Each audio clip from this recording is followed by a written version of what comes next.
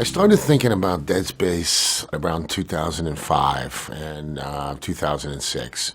And the hardware at the time, I want to say, was we were just going to, I think, the second version of the Xbox and PlayStation 2, maybe 3. Dead Space was, I wanted to do something kind of special. So in order to do a prototype that everybody would approve, we actually took the dev kit of the Xbox, which can hold a lot more memory, a lot more of everything, and we filled it with just 3 rooms with spinning lights and, fans and everything, because we wanted to just see what it would look like, what we really wanted would look like. And then we found out after that it was easy to actually give it to the engineers, and then they knew exactly what we wanted. So actually, by accident, we found a good way to develop and create newer engines, because they saw what we wanted and they were able to make it. I had just come off of directing From Russia with Love, which was James Bond. We went with From Russia with Love because they were in between Bonds at the time. So we went and got Sean Connery. Before that, I did Lord of the Rings, Return of the King. In between, I worked on a couple of here and there.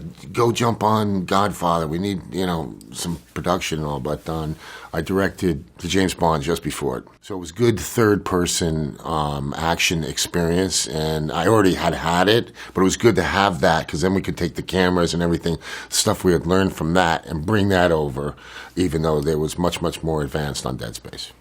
On Dead Space, my goal was to scare the heck out of one person. I wanted to make the scariest game. You have to go in and go, I want to make the scariest game ever, right? You don't go in and say, I want to make the third scariest. But I also wanted a game that was like exactly what I wanted to make.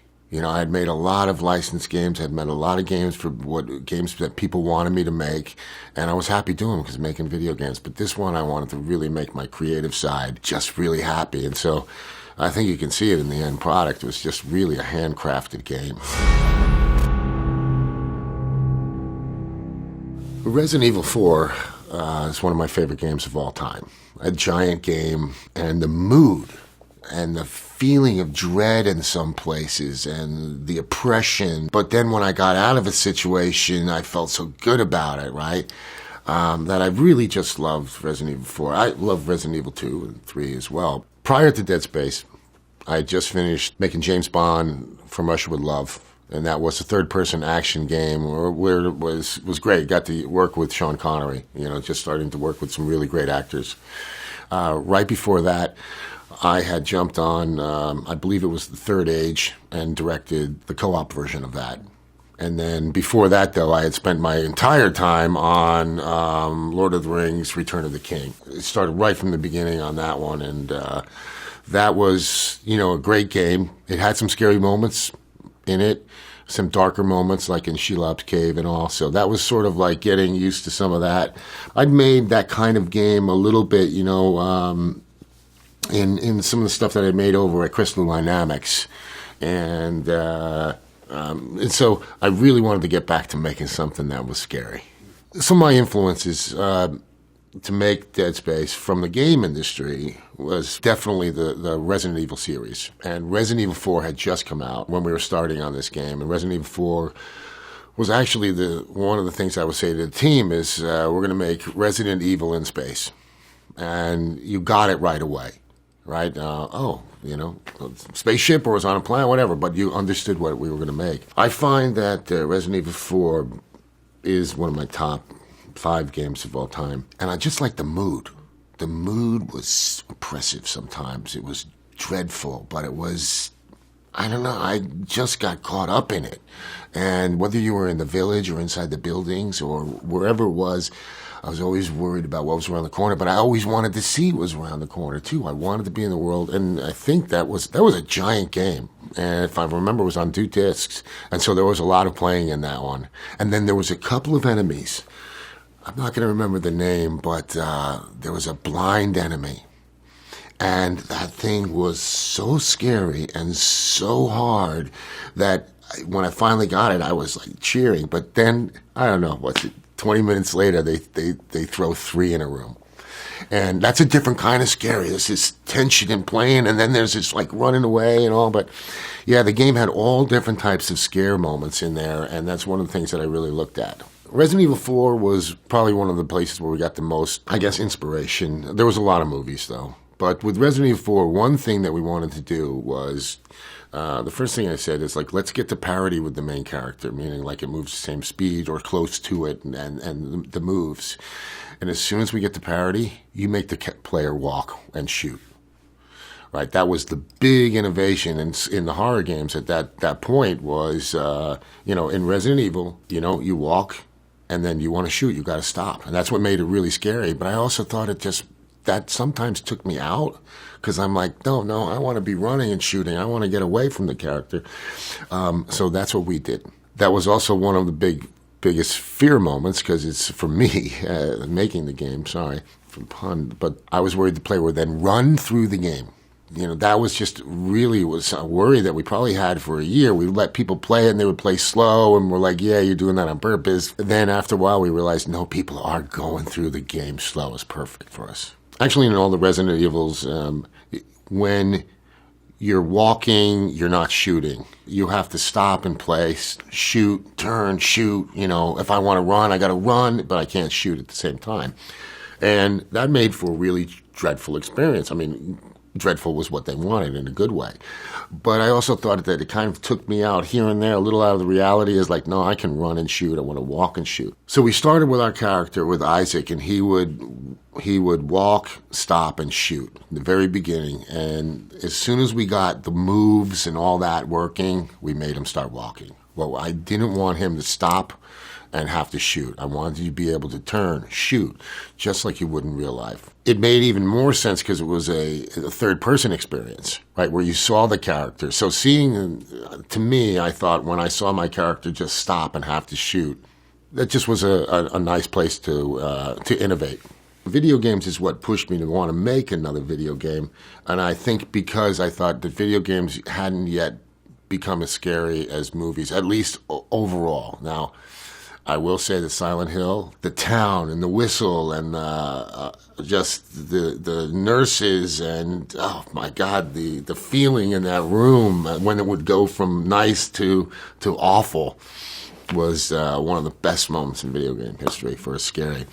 Also, the moment that the dog jumped out in Resident Evil 1 still goes down as probably the top 5 scariest moments in video game history. And I think it always will. It's one of those things that is brought up whenever you're discussing almost anything in jumping in a video game. In many of our meetings, that scene comes up. There were so many influences. There always are with anything, you're looking at so many different things. But movies were sort of the key for me to look at for scaring in video games because at the time I wanted to make the scariest video game. So I was looking back at some of the video games, but when I was looking for scare moments or, things that would influence me in creating tension or dread or oppression or whatever it is, I looked to movies. There was just so much more that I could get out of the movies. I could watch a movie for 2 hours, maybe get 3 or 4 good things out of it. And so I watched hundreds of movies. I'm 200-300. I watched horror. I watched science fiction and horror science fiction. That's for me is at the top there is Event Horizon, Alien, The Thing, the first, it's the second Thing. That was John Carpenter's The Thing, was a big inspiration. But just the idea of a spaceship going to hell and Event Horizon just always is like, man, that's something just crazy. And I wanted to create something like that, something that was science fiction, which I've always loved. I was a member of the Association for Science Fiction Artists a long time ago. Like whenever, I can remember in college, they would say you have to do a Western picture, and I did a space cowboy. I had to once do the Mona Lisa, and I made her an alien. So like all my stuff has always been, science fiction somehow. I found Event Horizon to be successful in creating loneliness. I felt like the character, no matter where they went, even if there was 2 of them, they felt alone and kind of helpless. Even if they had Maybe vulnerable is a better word, because even if they had a weapon, they felt vulnerable. And then the storytelling that was just done in the backgrounds. There's one scene where, and I'm going to get part of it wrong, but I think it's Sam Neill, or one of the characters is standing with their back to the cockpit, in the cockpit, and a light goes on, and you kind of blinks, and you see that the glass behind it is just covered in blood, and it's not normal looking. It looks like just something awful's happened. And this character here has no idea that anything has happened, and just that, like, you're like, oh, no, no, no, no, no. And I wanted to get that feeling somehow all throughout the game. We wanted you to have moments of relaxation, but not too much. Alien was another huge influence. Obviously, Alien and Aliens and the third Alien, they were all a big part of it. And actually, Alien 3, I believe that was Fincher. We really looked at his lighting. He did some really great lighting, and there's some new mood pieces, and there was also the fact that if they were very confined, and we wanted that same feeling in Dead Space. But it's really going back to Alien 1, the first Alien without the number. That was a horror movie in space. The first time I remember watching it, and they land on the planet, I had never seen a planet like that. Up to now, you have to remember that a lot of science fiction was Star Wars and Star Trek, and I think there was a lot of good science fiction coming out, but they didn't go to this place that was really dark. And I knew the second I sat down and saw the first scene when they're landing the planet, this is going to be something special. The Thing was the exact same feeling I had with Alien. Going into The Thing and not really knowing a heck of a lot about it. I knew there was one before it in the 50s, I want to say, and that was pretty scary at the time. But I didn't know what to expect with this. And when I saw the first, I forgot if it was a dog or a human, turn into the Thing, and then there was no rules after that. It was whatever it looked like. And the head that fell on the ground and started walking away, well, we had one of those in Dead Space. There was an article in Variety where John Carpenter was talking about, they asked him what would be the one video game that he'd like to make into a movie, and he said, without hesitation, Dead Space. So I got to meet John Carpenter a couple weeks later. We went down and I had lunch with him, and I thanked him for his inspirations and said, I hope someday we can work together. While creating Dead Space, I watched all kinds of movies like I talked about. But there was a tendency in the movies made in America where a lot of the Hollywood movies ended where a person got away and they lived, they got the bad guy, or it was Mike Myers and you thought he was dead. But some of the European movies and the Korean and the Japanese movies at that time were just like, if everyone dies, it doesn't matter. Right. And so I started watching Miike from Japan, and I think I'm pronouncing it right, and he does things with needles and with, in the tongue or under the tongue, or he just does some crazy stuff. So I watched a lot of his. Oh, by the way, he makes a cameo in Hostel. I guess that Eli Roth was also a huge fan of his. But Miike has his own little place in horror history. Watched a lot of the old Italian stuff. But what was happening at the time was some of the French movies at that time were sophisticated, really well done, and done differently. Like, there's a movie called Martyrs that I put as my #1 top horror movie of all time, just because it's so different and sophisticated, and yet by the end of it, I was affected for a few days where you just kind of go, oh, wow, where was I for that last hour or so, But then they came out with another one called Frontiers and another one called Inside. And Inside was relentless. I'd never seen anything like this. I'm not going to give too much away, but there was a nurse there who was insane, and she wouldn't give up no matter what happened to her. And you're just like, no, she's got to be dead, but she wasn't. And I wanted, you can see that in Dead Space, in which you can cut off their legs, you can cut off their arms, but they still have one arm. These necromorphs are going to keep coming, because that was something that scared me in Inside and also in Chainsaw Massacre. where it's just running through the woods. It would not stop, Well, Martyrs is very intelligent in its way. They talk about history and the past, and what I mean is that there is a group of wealthy people who have seen pictures in the past, and these pictures are of concentration camp victims or people that have they should be dead, but they're not, and they have a smile on their face. And they wanted to know why they had a smile on their face, because they thought that maybe they had gone somewhere else and then had come back. They'd been so close to death. So what this group was doing was torturing people and doing sophisticated. It sounds crazy, right? But the way it was done. And at some point, it's just really hard to see it, because the star of the show, of the movie, she gets tortured and she actually gets that smile on her face. And so the ending is she just whispers to the woman who's running this group something. I never know what she said. And the woman just turns around and shoots herself in the head. So did she say something good? Did she say something? I took it that she said something like, I went someplace great because this woman wanted to go right away. But then in the end, I thought she probably lied to her because of everything that she put her through. So it's like one of those, in the end, you don't know. I walked away going, that was awful, and then trying to figure out the ending. And that's why if you look at the end of Dead Space, there's a jump scare, and people have asked me, was that real? Was it a ghost? Right? And I'm not going to answer that. If you look at the names of the chapters, the first letter in each one, it spells Nicole is dead. And that was his girlfriend. So she's, that should give away the secret. By the way, Nicole is named after my daughter.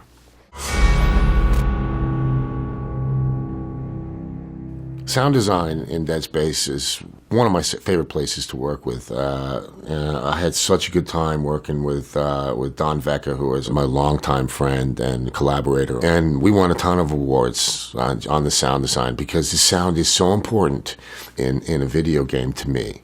And a lot of games, I'm telling you, in the past, and even at that time, sound design was like sort of the thing that came in last, wasn't that important. Oh, we ran out of memory, we don't have a lot. But right from the start, we said sound design and the music and the audio are key. Here's one of the things I used to tell people when they would first get on the project, which, over the course of a game, you're probably adding 100 people, is I wanted to show them how important the audio was, because I wanted to make sure that everybody realized that we're saving some of this memory and everything for audio. Was I would have new people come in and watch about a 15, 20-minute section of a horror movie. I'll tell them to watch it with the sound off. Then take the same section and watch it with the sound on, but your eyes closed. Which was scarier to you? And in every time, people will go, wow, that sound was really scary. That was the way that we approached the sound design in Dead Space. It was extremely important. I mean, it is about getting more precise in sound, I think, than in anything in video games. In this, because if you get the scare off by like 1/100th of a second, you get that stinger off, it's not going to work. And there were so many times where I'd be sitting there and going, it's off. It's off just by a bit. And, we'd get, no, it's on. I'm like, yeah, it is. And that's just after watching, so many horror movies, you kind of get where you need to put the horror, the scare or the stinger. It was the music. It was, everything in it was just really, really important. Dawn, actually, they worked on a language. We created a language. If you go into the bathrooms and stuff in Dead Space, you'll see the language that was created and written on. One of them is like Glen something. I forget what I know they put my name in it all over the place. But within the first day, I want to say it was Ars and Reddit. Somebody had deciphered the whole thing. It took us so long to. We have so many great examples of sound design within the game, but one in particular that really got me was the BART room, the BART train room. What that was Don Vecca was telling me one day, he's like, Glenn, I was going in the BART train. We went under the bay, and it's the worst sound in the history of man, or something like that. And I'm like, record it, And so next day, he's hanging out the BART train, getting the sound when it's in the tunnel and everything. He brings it in, he plays it for me, and we have these really nice sound rooms. It was awful. It was like screeching, and I'm like, oh, man, it's great, Because what we were looking for is how can we scare people just with sound? No monster, no nothing. So you're in 0G in the game. And 0G is like, the absence of sound. So it's like, you get into an airlock and it's down, quiet again. Then you open the door and it's just and people are running in the room. There's not one enemy. There may be a dead guy in the corner, but there's nothing happening. And they are running into it. They're running into walls or bumping into. They are just trying to get out of that room. It's so awesome. That was such a thrill for us because that was a great way to now realize that we can use sound even more. We use the same technique in Advanced Warfare. We have a room that's just, we call it the sound room. We had a set of rules that sort of guided some of the development of the game. No HUD, character never talks, all big moments are going to be interactive, and everything is going to run through the filter of innovation, meaning everything that we do in the game should be innovated on, whether it's the HUD or the things that we called out or not. They need to run through this filter and all innovate. That's why you'll see even just his look is something you've never seen before. Right, we wanted it to be completely different. All those ribs and everything, even his video logs, all that stuff. The video logs is another one of those issues that we ran into. An example of that was the main character Isaac was not going to talk, and throughout development, you can't imagine how many times we wanted him to talk. Because it changed the way that you created dialogue. You had to try and make a character that didn't talk not look like he was always just taking orders, like he was a person on himself. That came from Half-Life 2. We were all huge fans of that. Myself, Brett Robbins, who's the creative director on it, giant fans of Half-Life 2, and we just wanted to have sort of the Gordon Freeman feel in the game. So character never talked. Everything in the game we were going to innovate on. Even the HUD, and that's why there's no HUD. We're going to innovate on his, on how much health he has. That's why the health is on his back, right? These are little things. We were going to innovate on the stomp, and that's just a simple melee. And the simple melee turned out to be one of the greatest features in the game. And so it's another lesson learned was like, if you can take some of these simple things in the game, like the HUD and the melee, and try and go further with, you can turn it into a feature.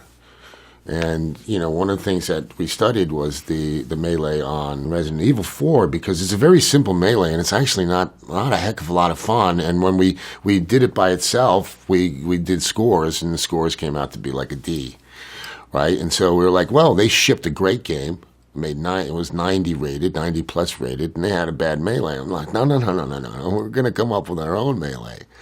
And that's when just the stomp came. And then that was put into dismemberment. The other rule was we were going to do dismemberment. I can't tell you how much that just cost on itself. Dismemberment was sort of the thing that we built the game on. So, for example, if your enemies don't look like they can be dismembered, then what's the sense? So it changed the way that the enemies were designed. It changed the way the levels were designed because we wanted body parts to be all over the place.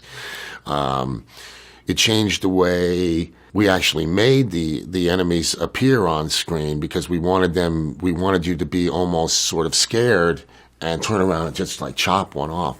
It changed the way every single weapon was done because now they had to be something that could chop off arms and legs. Well, what I like is like there's one that we taught you, like the first 8 enemies, yeah, you want to chop them up. And then the last one you get to, when you chop him up, he turns into 6. I don't know if you remember the one. He's tall. And if you chop him up, his head comes off, his arms come off, his legs come off, and they all turn into monsters. Dismemberment was probably the biggest challenge that we had in the game because with dismemberment came physics.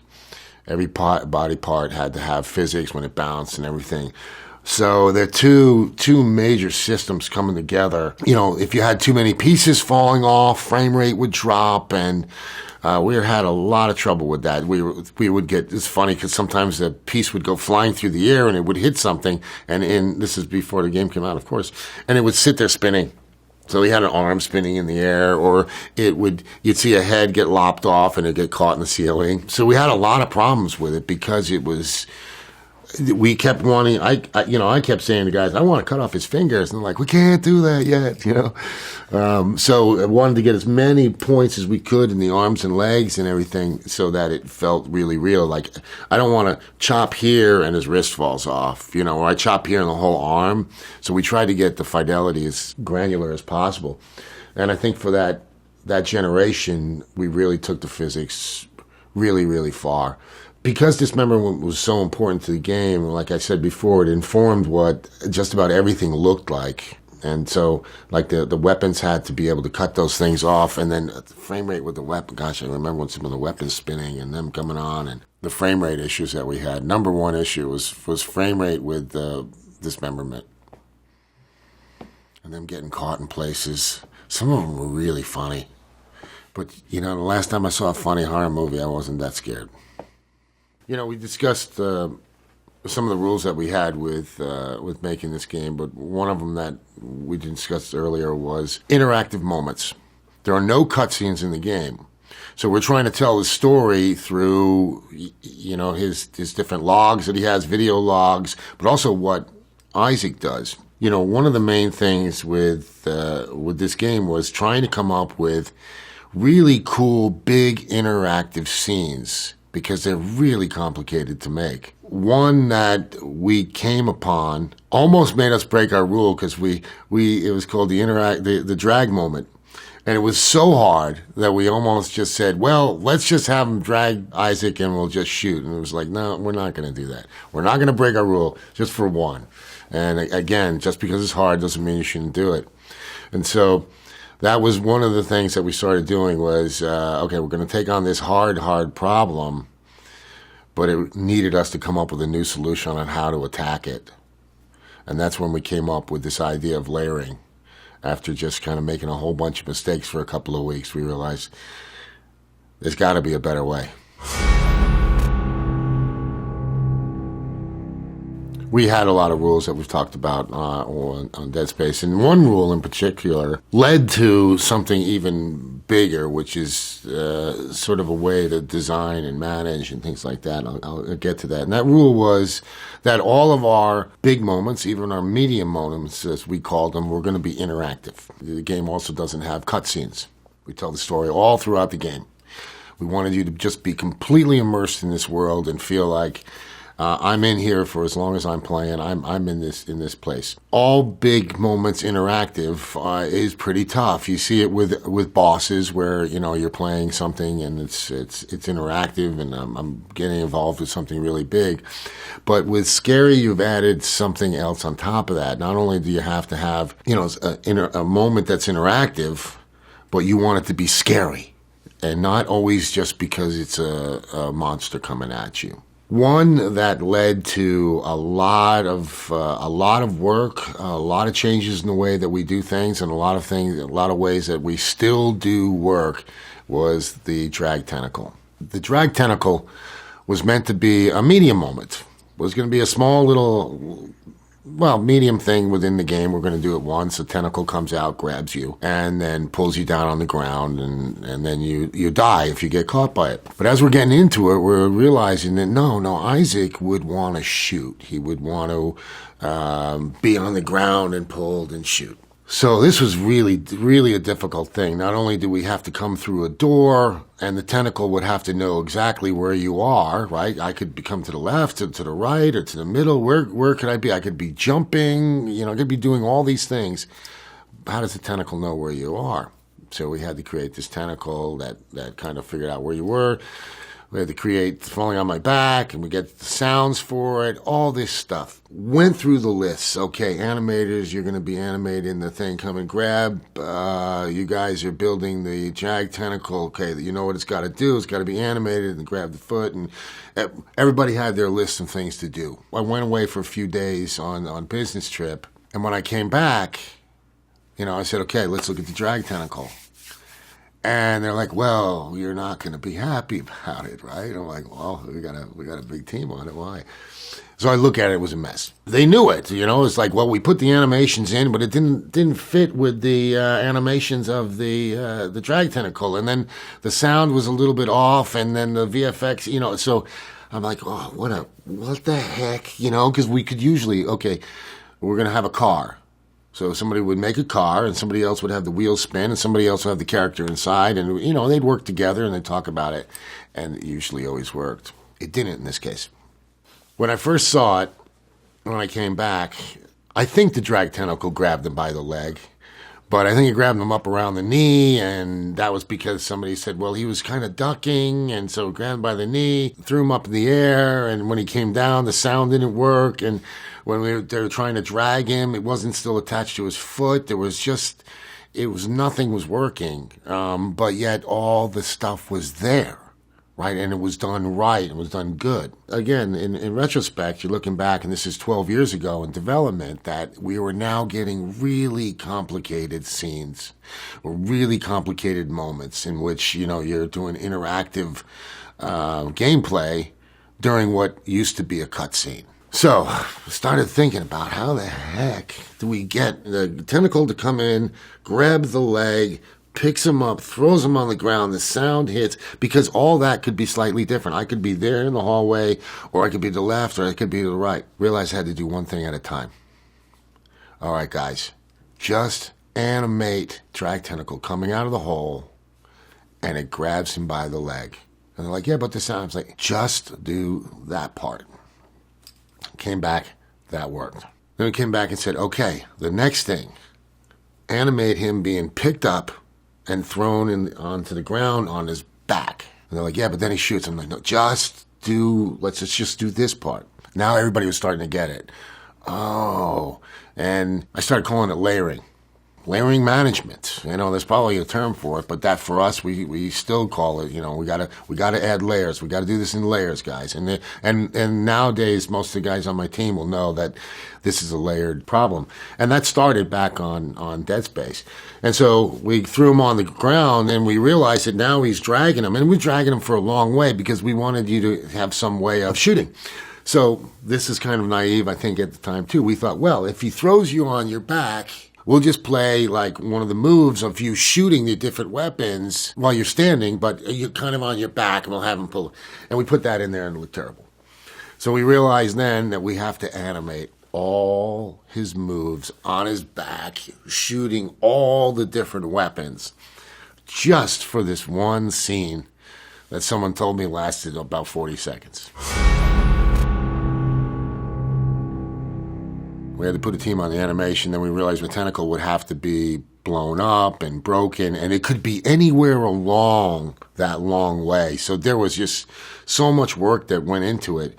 So we started layering on all the issue. Then when it was all done, completely done, that's when we went back and we added the special effects on top of it, throwing him on the ground, the sound of him hitting, and all that. And then we were able to put the triggers in correctly because now we knew all the different places that the character would be and could be. It also created another thing for us that we still use. We call them strike teams. This was a problem that was so big and so hairy for us that it kind of stopped us in our tracks for a month, right? And because we wanted to, the thing is, I could picture it in my head.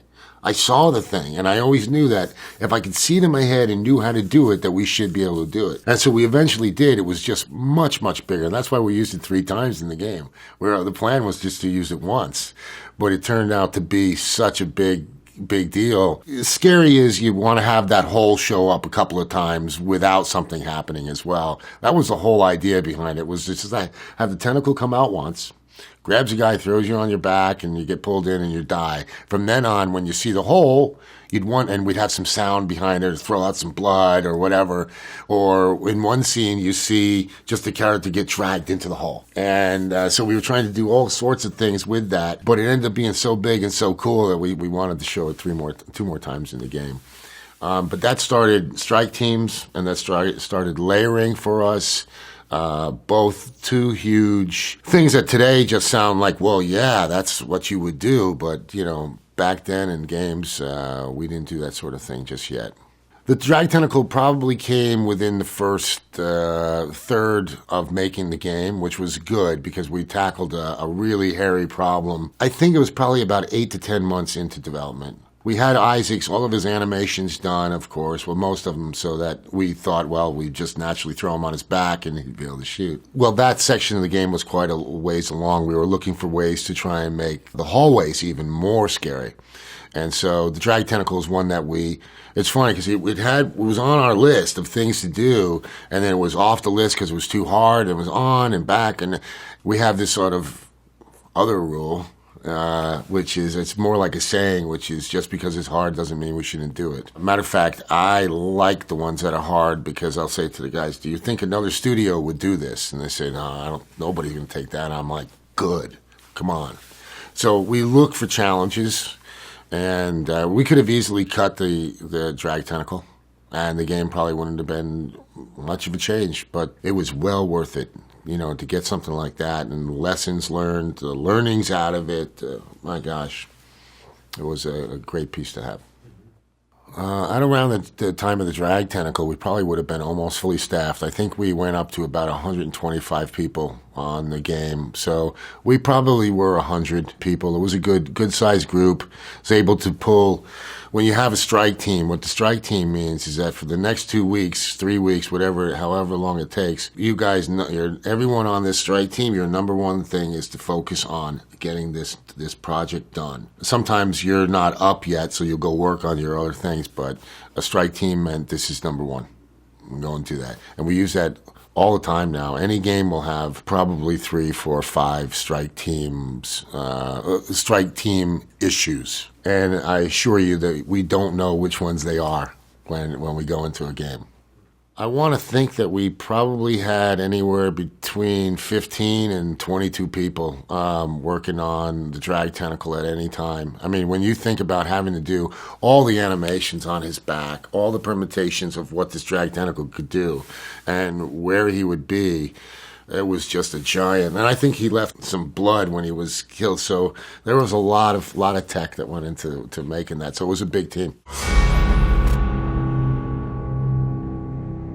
The design of the drag tentacle, I remember, took on so many different ways to do it. At first it was like, well, we're just going to do it down the straight hallway. No, we're going to do it around the corners. And we just realized that in the shape of what we had, it was the scariest, because you're kind of just walking.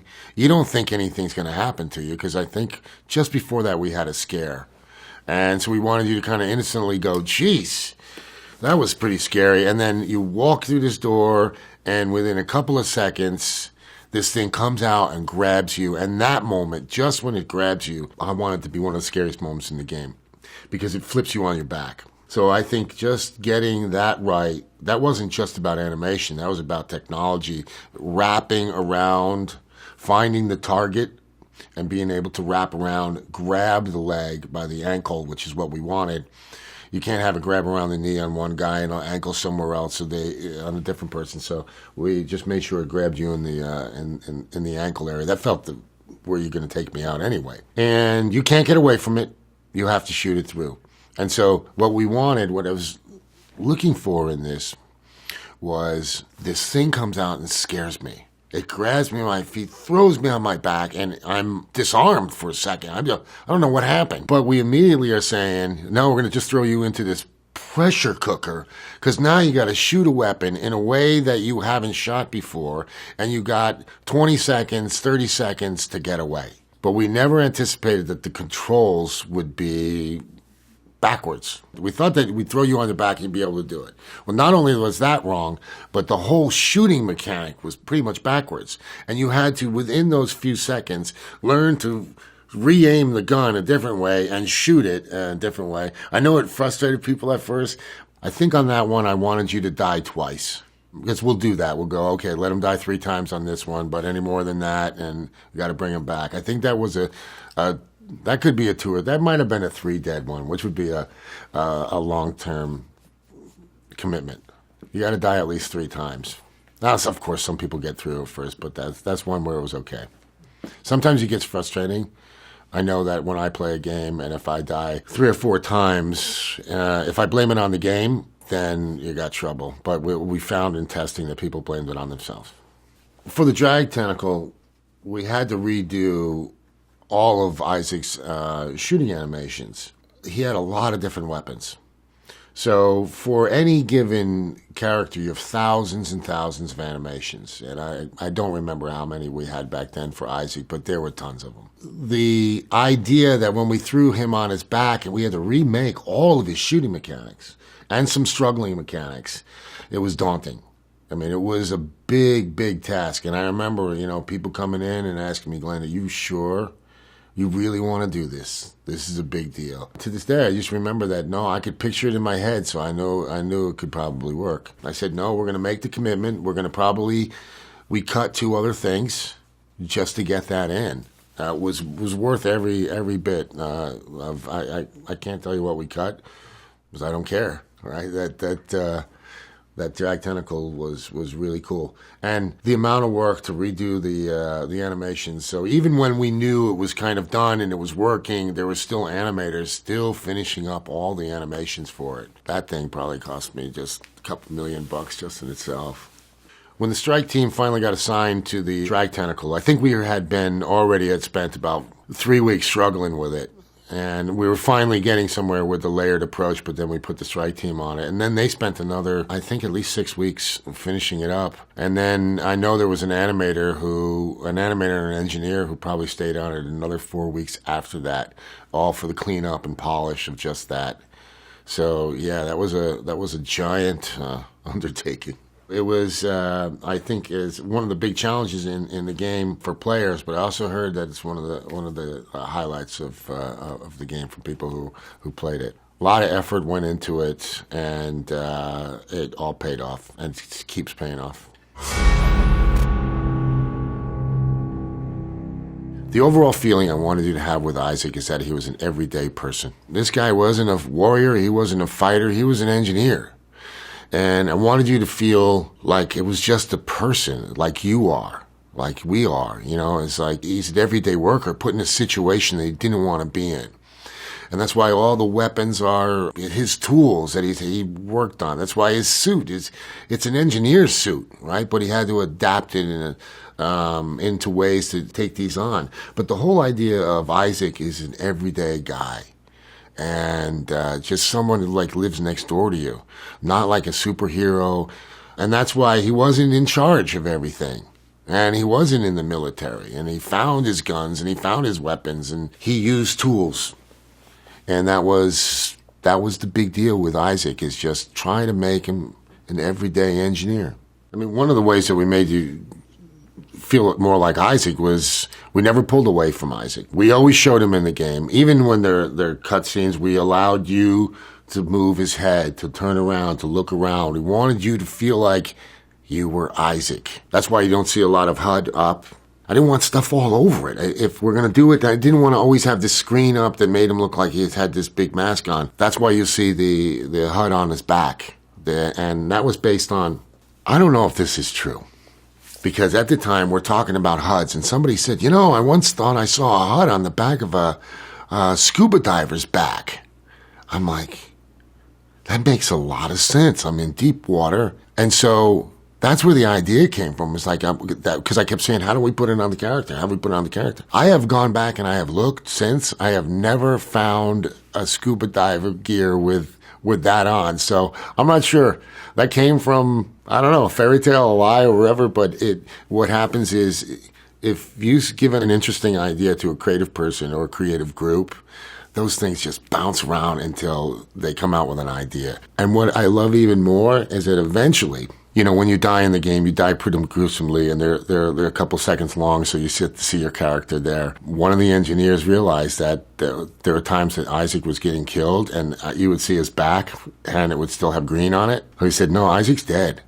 So the engineer went in and made sure that every time Isaac died, that the thing went red, and that you would just see parts on his back. So I love that. I love that when anybody comes up with just something to make the game better. We call that happy surprises. Isaac dying is purely 2 systems. Enemy system attacking a character that has dismemberment. So it depended on whatever enemy, whatever angle he came on, he may cut off Isaac's arms, he may cut off his legs. So that's why they're all different. We have some in there, here and there, we throw in some animated ones, but the main thing is it is all just two systems. I kill a character and he has dismemberment. So if he comes in and he takes off Isaac's arm and there's enough hit points damage, Isaac will die. In many cases, he probably won't. But the enemy usually will come in and just rip him apart. They'll bite him, whatever. So the death scenes, they ended up being like a feature. There are some that look pretty much the same because, the enemy will come at you, tear you apart the same way. But there are times, you still see them munching on you and all that. The death animations weren't pre-baked because we had two great systems. We had a system of enemies that could kill you, and we had this dismemberment system that said after enough dismemberment, I'm going to die. So the enemies would come and kill you. Each one was different based on where the enemy was or how the enemy killed you or however it happened. And then they would drag the body parts in many cases a little bit later, just by walking and kicking or pulling them apart. The thing that changed a little bit over time in developing the game was actually the length of the death, because we realized what a fun thing we had. So we just took two great systems and had at it. If the drag tentacle wasn't part of Dead Space, I'm not sure we would have gotten to the layering as soon as we did.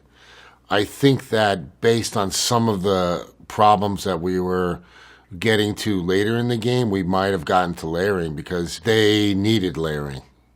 The bosses, especially the end boss, was just so big. It was like, do this, then this, then this, and we just had a long list. The layering has turned out to be something that everybody had taken on eventually, especially, say, the art directors. They'd come in and I'd say, I need the sky bluer, I need this darker, I need the background looks a little bit this, and I need the door. And they would come back and they go, okay, Glenn, we're going to layer it. Next week you'll see the sky darkened, and then you can approve that. So everybody's getting it now, and then it gives us also checks and balances along the way. Instead of everybody going, make it blue, make it bigger, do this, do that, make it on fire, and they all come in and I got a mess. One person will come in, they'll have that done. So different groups now know how to layer and are layering, and I think we all sort of did it in a way anyway, probably on our own little things, but trying to do it as a team was really new and challenging, but now it's part of our lexicon. So layering, as simple again as it sounds, allows us to also know where we're failing. When you do everything at once, you're not sure why it's not working. Everything's just like, okay, well, try this, try this. So when you layer it and you break it down, you peel the onion peel, you keep, you add one, you add one, you add one, and then you hit a spot where it's not working. Now you can focus everybody just on that spot and get through it a lot quicker. Instead of going, I've got this massive problem and I'm not sure where it's not working. We now layer everything in. Like I said, I'd like to think that we would have gotten to it anyway because it's so natural now that we would layer everything, and that's the way our dev directors will get a problem. Okay, I need an enemy. Like I'll give them, okay, I need this enemy done, and they'll go in and they'll layer it. They'll break it all down into all its different groups, and I think that was always part of it. People broke things down correctly, but they weren't layered correctly. We still use layering today. I mean, it's just really finely cutting a problem into all these different sections and then just saying this one needs to come first and this one needs second, this follows that. Things don't always work out perfectly, but, that just kind of breaks down a big, big, hairy problem. In World War II, Call of Duty World War II, we had a section where a RPG, you're up on the top of a bell tower in a church, and an RPG hits the top of the church, and the bell starts to fall all the way down through the tower. And what I wanted was you, the player, just trying to get away from it just by split seconds, right? And so that's another one of those layered ones. If we just said, okay, make it fall, and then, Joe, you be animating him going around, it would never have lined up because it was really a complicated problem. So we broke it down. The first thing was like, we've built this thing. We know where it's going to go. Just animate the bell coming down. Then animate the character at the first stop. What happens when he sees the bell? And then from there, what's great about layering, instead of just doing it all in one, we had the bell come down. But as we come down to a section here where the bell is hitting the inside of the tower, we can now put special effects. We can now put extra stuff because we've broken the problem into many sections instead of just making one thing. So layering has become this big system for us in a weird way. I'm sure there's a name for it, but we just still call it, we just layer our problems. And by layering and splitting problems, we can add a lot more all along the way and make those even special moments even better. I remember when we were working on the very beginning of working on the drag tentacle, we knew it was a very complicated and very sophisticated issue that we were trying to deal with. We listed out all that we had to do. Tons of animations, build and animate the drag tentacle, have the drag tentacle grab the guy, Isaac, my pal. We listed out the issues. We gave them to, the dev managers. They handed out everybody got their tasks. And then I remember having to go on a business trip. I think we were doing some recording for a few days. And when I came back, they had done the work. But they're like, Glenn, we did everything you asked, but it's a mess. And I'm looking at it going, yeah, it is. It is. And I realized that, the problem wasn't the team. It was really on how I was giving them their assignment. Some things need to come first. I need to have them grab the drag tentacle, grab him by the leg before I can throw him on the ground. And he needs to be on the ground before I can start animating. So all these things then started coming in as layers. This also made us much, much more efficient because we had less problems. If your layering part wasn't up yet, you can go work on something else. So there was a lot of this shifting, and it really made us more efficient, made us better. It also made it much more predictable for me, because now if I could break down a problem into layers, I knew we could do it. Doing the drag tentacle moment and all the lessons that we learned from it, some of the stuff that came out of that were just a sense of pride and of the team. Now they felt like they could take on anything. And the rest of the game after that was, I don't want to say easier, but there was like, hey, there's a challenge. Let's break this down into layers and see what we can do, I want to say that was a lesson for me as well. It's like these big challenges, and once the team can pull them off, what a shot of adrenaline it is for the team. Other lessons were, by doing stuff like this, we were more efficient. We saved time. We saved money. We can make more game because we knew that we had a way that could break down any problem. And then from then on, our enemies, our bosses, we would look into layering. What needs to come first? And this was a game that really, really required you to do one thing first and then another thing, especially when you're doing something scary. First, it's got to be right. And then you got to add scary on top of it. So this game was just all about layering, once we got to that point. Focusing on quality is the key. That is everything in making a game. So where layering is very, very important to me, and it is a management tool now that I use. It's a development tool. Having an overarching desire to make something great and to have quality be your number one thing is the biggest lesson. You will hear people talk about it, but it starts with your hiring, right? If you really get down to like, how do you do quality? Start at the very, very beginning of it, and that is the people that you hire. So the quality lesson goes across everything, hiring to what you feed people to, how you talk in front of the team, and to everything that you make. Quality. I look back on some of the things that I learned when making Dead Space, in any of my games, of course, right? And it's a couple of big lessons, but one in particular was when I had finished my last game, I was really proud of it, but yet I wanted to do better, right? I wanted a higher score, I wanted more and more, and I just wanted to actually spend a lot of time on this game, not think of the financials, not think of anything like that. I was going to let other people take care of it. All I wanted to focus on was quality. Just quality, every single part of it. You may say, oh, well, you should always be that way. And it's like, yes, but there are times when you have budget cuts or you have changes, you don't have the right people, and you have to let down your guard a little bit. That was in the old days. So we're finishing the game, we're working on the game, and this came into every single deadline that happened with Dead Space, was if you're not done, then we have to look at it and see if we're going to approve to go longer, because we wanted to make sure we had enough time at the end of the game to polish it.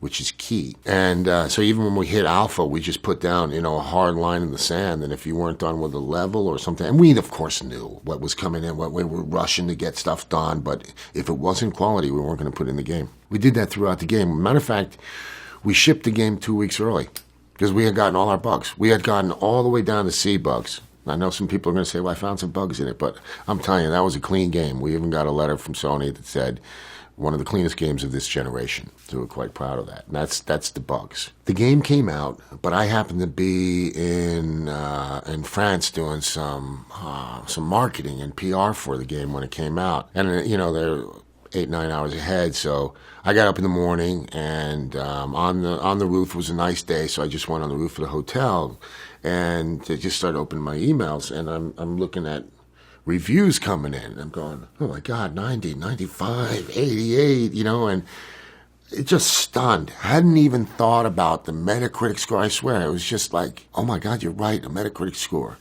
And it started coming in, and it was really good. Then all of a sudden we started getting award nominations, and I hadn't even thought about awards, and none of us did, but we're like award nominations. Then we started winning, and we started getting the sales from it, and then we won.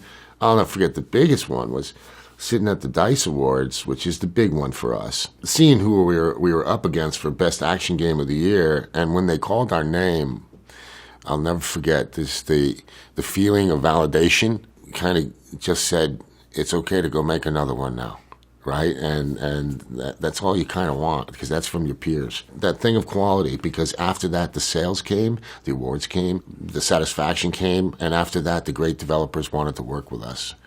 So, man, you better believe that's what I think about and talk about now. It's just quality. I don't need everybody to know exactly what the highest quality is. I just know that I just need most of the people to be capable of it. And so hiring is the very first step. Hire people that are really good. So we always looked for the top 5% in the industry. Who do we think were the best? And we would look at other games, and then can they get along with us and stuff like that. So hiring is number one. Then you have to realize, I realize that not everybody's an art director, not everybody's a director. They are who they are. And so if an animator is good, then it's actually my job to push them to what quality is. And have people who can do that. Because not everybody can see. But I can tell you one thing. When you do get them there, all of a sudden they've risen another layer. And they've gotten more confidence again. They're confident in, like, my abilities to go further than I was before. And if you can get a team feeling like that, right, and you get them going, by your third year into making a game, you've got something special. Growing up, I really studied artists a lot. But I really studied the great cartoonists, and one of them, of course, is Walt Disney. But Walt Disney was all about quality, and still is all about quality, right? To me, that's the name. What I really liked is this story of they're working on Fantasia, and they're building the scene that's out in the ocean, and there's craziness going on, right? It's just a giant scene. It took a few months. When they were all done, they bring Walt Disney in, and Walt just looks at it, and he said, this is great. Sea and ocean and everything is going on, and he says, add a storm, and walks out. And they're like, add a storm? That means redo it. And it took him, I don't know, I heard another 4 months, and back then it added about $400,000, which is a lot of money today. But he didn't blink an eye. And that to me is quality. That's the epitome of quality, These days, we'll say, dude, you got to add a storm. It's missing something. We've got to find something else. We've got to find that storm. So we're probably about 5 months into the game, and I'm making my own lists of scary moments, horror moments, and things like this. I had broken down horror into many different categories, and there was my own categories, right? So there was what I call torture porn, which was just kind of torturing people. There is the maniac killer. There's the ghost. There's the little girl that comes back. There's, all different kinds of horror and tension and stuff like that. One horror that we didn't have in the game that I knew we needed was I needed a way to have sort of a ghost. Now, I didn't want to have a ghost. What I wanted it to be more like apparitions and stuff like that, like something I saw, not a ghost, but I saw, maybe a little girl, and in this case, it was seeing his girlfriend. But it felt like there was an awkwardness, something that made me feel kind of like wrong in the game, right? You want to add that, and that was, we were missing a religion. And then if I could get a religion into the game, now I've got the idea of how I could get some really awkwardness in there, faith. We could get all kinds of stuff. The unitology is where the language came from. But I needed a religion. And this was tough because you could start one. I know L. Ron Hubbard, I was reading how he created a religion, and he based it on some sort of faith, and whether you believe it or not, I don't know. But with the faith, I didn't have an idea. So I'm studying something else on the game. I was, for some reason, I was looking into South America and Central America, and I think I was looking for some language stuff. And I bump across the story of the giant meteor that landed in the Gulf of Mexico. And I think part of it landed on the... is my cat in it? I don't think so, but... Not yet. It's only a matter of time. Yeah, I know. Great. Leo. I saw this story on Chicxulub, which is the giant crater that had the meteor that landed that most scientists, I guess everybody thinks, wiped out the dinosaurs. So I started thinking about that, and I'm like, wiped out the dinosaurs. Wow, if it wiped out the dinosaurs, then that's how mammals started. You know, the Ice Age came in, and then mammals started, then actually man came from that. So man is here because of the meteor.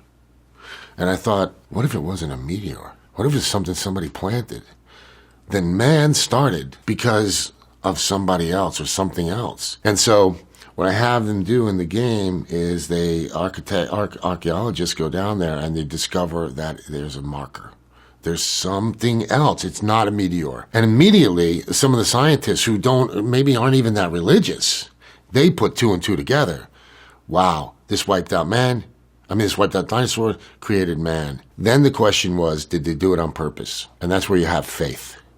You have some people who believe that, yes, this thing was done on purpose, and so they are actually our supreme beings. And then you have, of course, people who don't believe it. No, that was sent by aliens. It had nothing to do with wiping out the dinosaurs. You're absolutely wrong.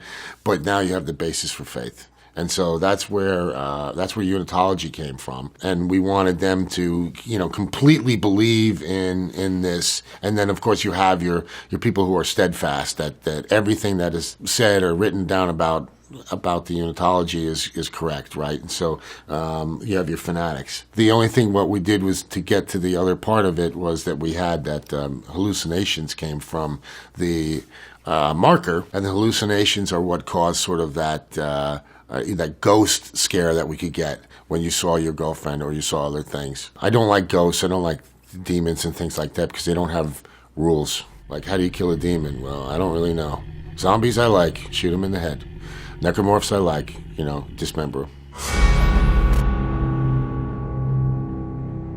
We were just sitting in a room. We're like, what are we going to call these guys? What are we going to call them? They're like, they're humans. We're like, we started with zombies. We're like alien zombies. We're like, we probably said The Walking Dead. We had all kinds of things. We got the morph part from Xenomorph, which is from Alien. Necro, we were just going down the line of what were other words for, the dead. And we hit on necro, and then we put necro with morph, and I remember the first guy said, necromorph, and we're like, that's it. Now, we thought it was just going to be sort of an internal thing, and we would use it once in a while, but it ended up being something that not only did we use it all the time, but then it became just what they were called. One thing with the enemies is that we didn't want to have a place where the door opened and there were the enemies. They were just always there or something. We wanted it to be real. We wanted it to be semi-random because we wanted it to be slightly different every time you played. So we have this system of vents in the game.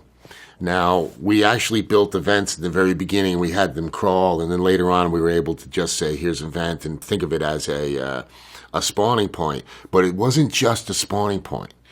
if we had a vent here and a vent here, depending on where the character was, is where the enemy came out. So what we were trying to do in many cases was the enemy would come out of vent and we go, oh shoot, back up. That starts another enemy coming out of the other vent.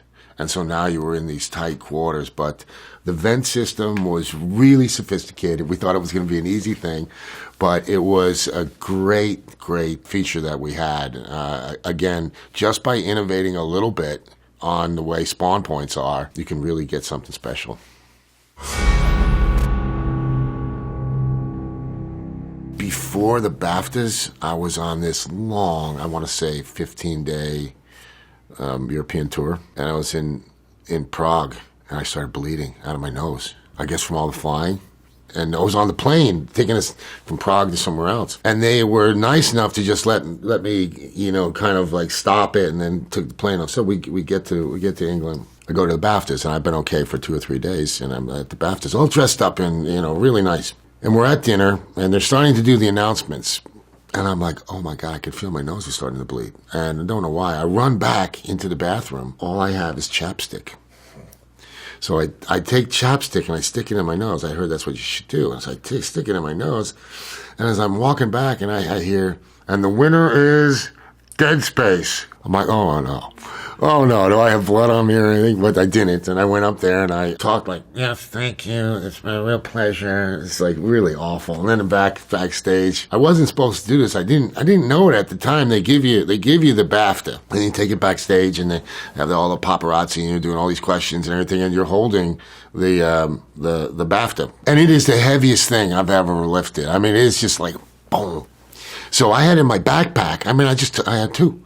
We won 2, and I put in my backpack, not knowing how important they were at the time. I was a lot younger. And so I'm in Heathrow, and it really bothered my back. So I sit down in Heathrow, kind of on the floor, and I just, it's crowded and all. So I just take my BAFTAs out and put them on the ground, and all of a sudden, I got a crowd asking questions, why you got a BAFTAs? What are you doing with BAFTAs? What are you doing here with BAFTAs? And it was the time that I realized that it was the Oscar of Europe and all. And believe me, I take them a lot more serious. And I'm really proud and humbled by that experience.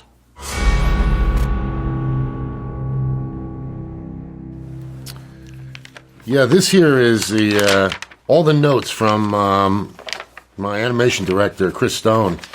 And he took all the notes from the meetings that we had, because this one here is all about dismemberment. And you can see the different points that we were talking about. This is how we started. And then you can see we number 2. And then we got more and more complicated as time went on and technology got better. But we talk about the different enemies. We have the pregnant character here and what we were going to do with them. It's a couple ones that we didn't put in. I don't want to get you too excited about those, but... and actually, there's a lot of different names that we had, but we talked about the regeneration of some of the characters that would grow back their head and stuff like that. Well, you can just see that the care that went into just dismemberment was something really special. It's kind of going back in time with this. This here is a calendar that we created with the very beginning of the game, with a lot of the concept art that was in it, and it was just for internal purposes. It's got a lot of great dates. We went and we researched all the dates from all over history, from anything that had to do with science fiction or horror, and I'll just pick one. September the 4th, a Tuesday, 2007. Well, no, this will say September 4th, 1966. My favorite Martian canceled after 107th episode. August 15th, 1997. Event Horizon theatrical release. Big day. This, wow. A lot of very, very early art, but you can see how much actually made it in the game. This was, again, internal, but it was used to, get people excited about the game, as well as when new people came onto the team, we were able to just give them this book. They took it home that night, read about it, and learned all about it. This I'm really excited about. This is the Ishimura, and we had to do a blueprint because it was getting so complicated. So you can see we've broken it down into different engineering rooms and clean rooms, and then down here different sections were different colors as well. So we'd have the engineering was a little bit dirty. Then we would get up to the first aid area, and that, of course, that was clean and white, but we tried to keep it stark and scary. And then when you went down into the bowels of the ship, it just got worse and worse. There's a big-time artist that did this, too. Did a lot of stuff for Star Wars, Star Trek. This was one of the original enemies. We thought for sure that flying enemies would work, and we found out they were really hard, and they weren't that much fun. Obviously, we've had flying enemies in other games, and we do have enemies in there that will fly. We had them in for a while, and it was just really hard work. We shouldn't have tried to bite off more than we can chew as having him one of the first ones. But in the end, we did end up having a character that was semi-like him that would cover up any of the dead people and then turn them into a necromorph. They could turn back the live ones, but always liked that guy, and well, we'll see someday. I founded Sledgehammer Games with my partner, Michael Condrey, July 21st of 2009, and we made 3 games. Modern Warfare 3, we made Advanced Warfare, and then we made World War II. The cool thing about Modern Warfare 3 was we also won Action Game of the Year.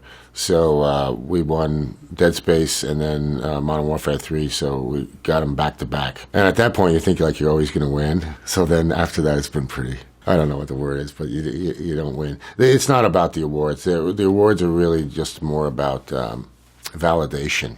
So even being nominated is just a huge honor.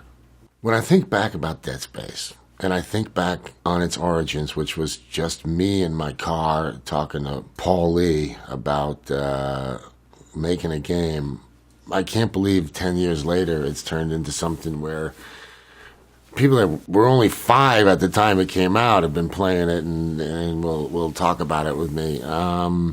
It's become something you just don't expect it. It's sort of been a real highlight of my career, has been, making Dead Space and then what it's brought since. I enjoyed scaring people so much on Dead Space because a lot of people get entertainment out of it, that if you go back and look at the World War II zombies, you'll see a lot of Dead Space in that zombie game. It was so much fun to create zombies again and get in there. And my experience from Dead Space all came back, right? People, it's 10 years later, 8 years later, at least at the time, and people wanted to make some of the mistakes that we had made earlier. This just made it so much more efficient, so much faster. I've been playing more of the types of games that I'm making right now. That doesn't mean I haven't been writing. No, I've actually written a few stories. I don't call myself a writer. I'm more of a storyteller, so I'll just put down the stories that I have. And I still write horror stuff, and I've got quite a few stories, and I enjoyed making Dead Space so much that,